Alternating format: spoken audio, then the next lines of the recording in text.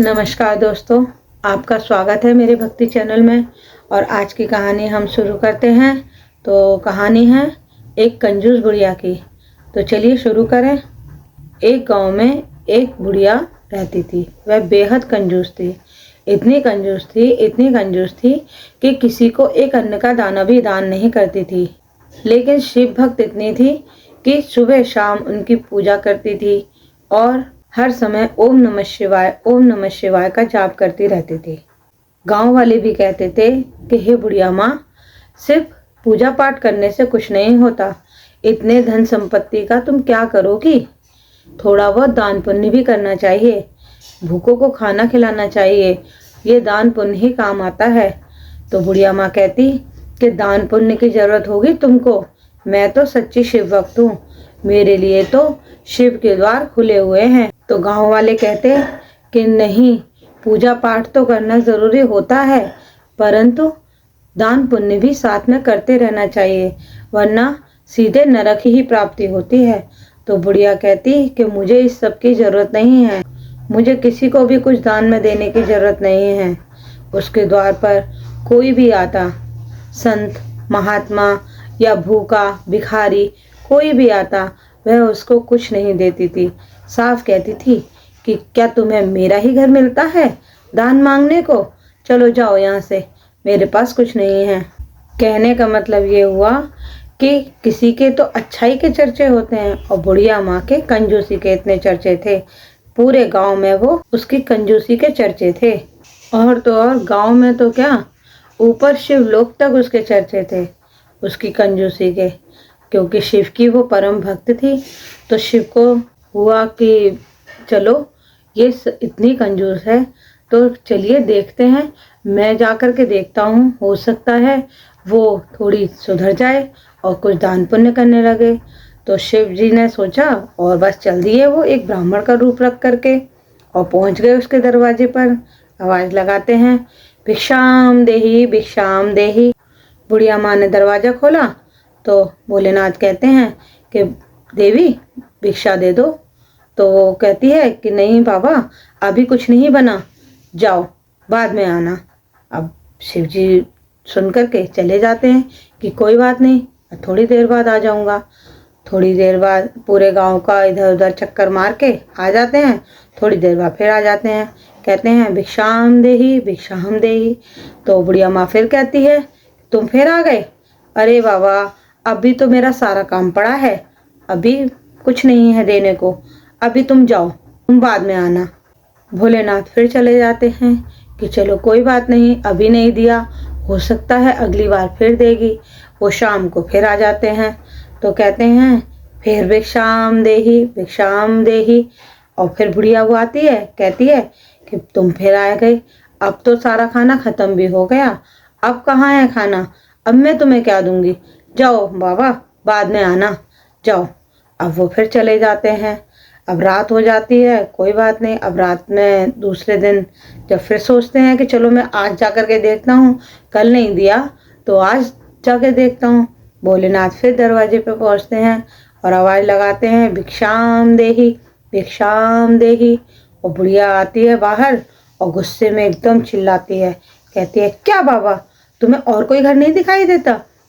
इधर उधर से घूम फिर के मेरे ही घर आ जाते हो। तुम्हें एक बार मना कर दिया, दो बार मना कर दिया, बार बार तुम यहीं पर आ जाते हो।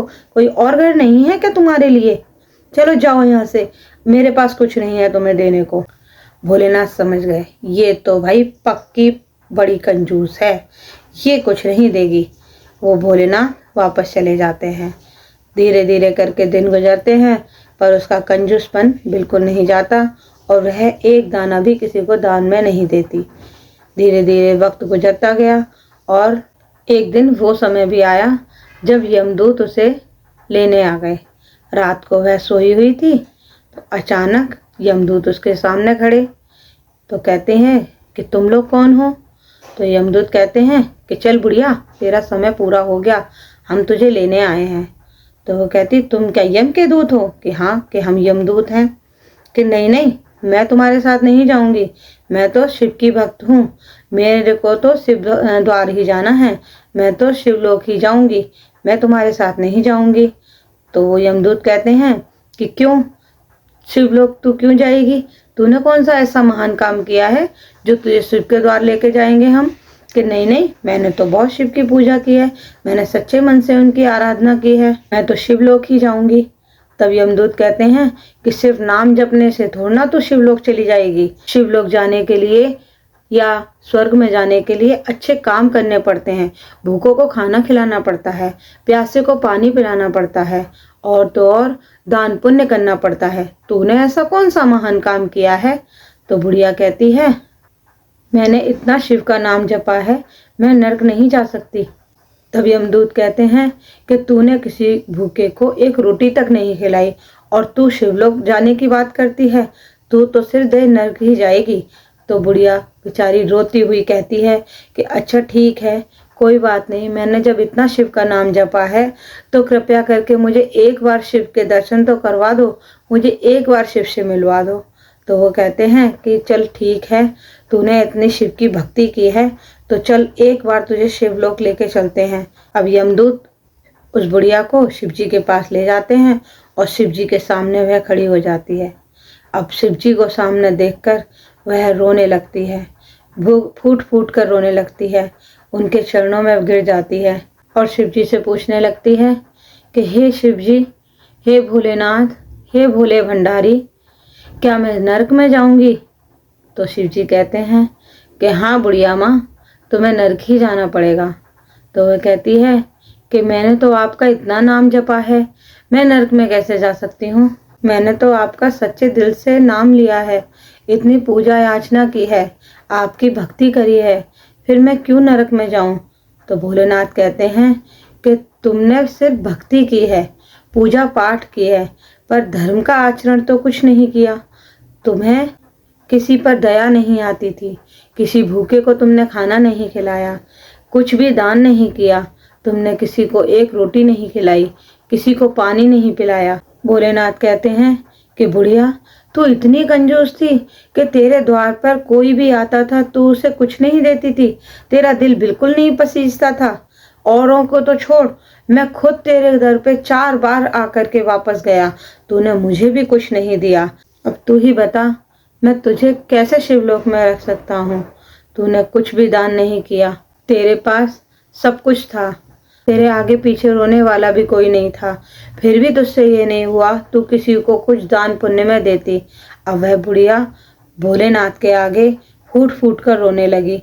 वो कहती है, मुझे तो ये सब पता ही नहीं था, मैंने तो सोचा था कि मैं तुम्हारी भक्ति करती हूँ, मेरे लिए तो आपके ही द्वार खुले हुए हैं, मुझे तो ये सब पता ही नहीं था कि दान पुण्य करना इतना भी जरूरी होता है। क्या भोलेनाथ, मैंने आपकी इतनी भक्ति की है तो मुझे एक मौका मिल सकता है। तो भोलेनाथ कहते हैं कि हाँ, चल तूने मेरा इतना नाम जपा है तो चल मैं तुझे एक मौका देता हूँ, तुझे 7 दिन के लिए फिर से धरती पर भेजता हूँ और तू 7 दिन तक देखता हूँ मैं तू क्या करती है। तो वह उसको दोबारा यमदूत उसको ले जाते हैं और उसकी आत्मा उसके शरीर में प्रवेश हो जाती है और वह फिर से जीवित हो जाती है। दूसरे दिन जब वह उठती है, उसी दिन से उसने नियम बना लिया, उसके दरवाजे से कोई भी खाली हाथ नहीं जाता था, उसके दर पे कोई भी आता उसके लिए वे अच्छे अच्छे पकवान बनाती, पूड़ी हलवा, रोज उनको कुछ ना कुछ नया नया खिलाती थी।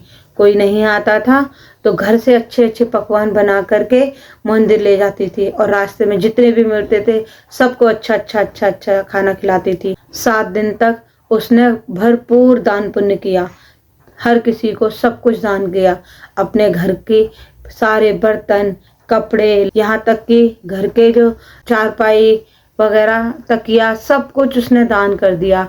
और तो और उसने अपने सोने चांदी की चीजें भी सबको दान कर दी, उसने अपने पास कुछ नहीं रखा। और 7वां दिन जब आया तो मर करके वो सीधे शिवलोक में पहुंची। उसकी आंखें खुली तो वह सामने शिव जी थे। अब हाथ जोड़ के उनके सामने खड़ी हो गई, कहती है कि अब भोलेनाथ, अब बताओ, अभी भी मुझे क्या नरक में ही भेजोगे, अभी भी मुझे यहाँ शिवलोक में नहीं रखोगे।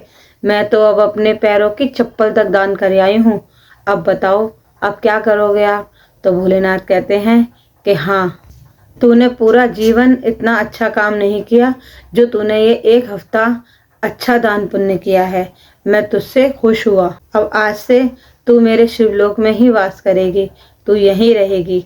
इस तरीके से उसकी भक्ति अमर हो गई और इस तरीके से ये कहानी होती है यहीं पे समाप्त। और अगर आपको मेरी कहानी अच्छी लगी हो तो कमेंट में लिखें कि ये कहानी कैसी लगी आपको। और अगली कहानी सुनने के लिए अगर आप मेरे चैनल पर नए हैं तो उसके लिए सब्सक्राइब करें और दूसरों को शेयर करें। चलिए मिलते हैं हम आपको अगली वीडियो में, तब तक के लिए राधे राधे।